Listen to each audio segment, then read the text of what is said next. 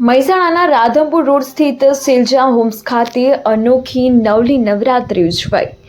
મા અંબાના આરાધના પવિત્ર પર્વ નવરાત્રિની ઉજવણી સમગ્ર દેશ વિદેશમાં ઉજવાઈ રહી હોય ત્યાં સેલજા હોમ્સ સોસાયટી ખાતે ડીજેના તાલે પૂરા હર્ષોલ્લાસ અને ભક્તિભાવપૂર્ણ વાતાવરણમાં મા અંબાની નવરાત્રિ ઉજવાય છે.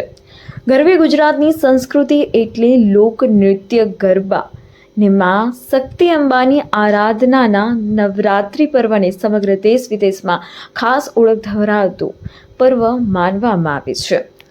શક્તિ સ્વરૂપ માં અંબાના આરાધનાના પર્વ નવલી નવરાત્રિમાં બાળકો આખા દિવસનો ભણવાનો થાક, મહિલાઓ આખા દિવસનો ઘરકામનો થાક, પુરુષો આખા દિવસનો ધંધા રોજગારનો થાક, બીમારો પોતાની બીમારીઓ ભૂલીને સાંજ પડતા જ રાત્રે માં અંબાના ગરબા રમવાનો થનગનાટ ઉછાળો મારતો હોય છે.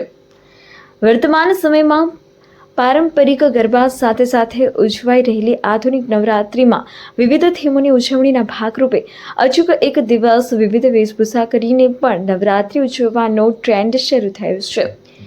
એ પ્રકારે સેલજા હોમ સોસાયટીમાં નાના બાળકોથી લઈને મહિલાઓ સહિત દરેક ખેલૈયાઓએ વેશભૂષામાં ઉત્સાહપૂર્વક ભાગ લઈને વિવિધ વેશભૂષાઓ ધારણ કરીને મા અંબાના ગરબા રમીને ભક્તિ સાથે સાથે મનોરંજનની પરંપરા જાળવી રાખી.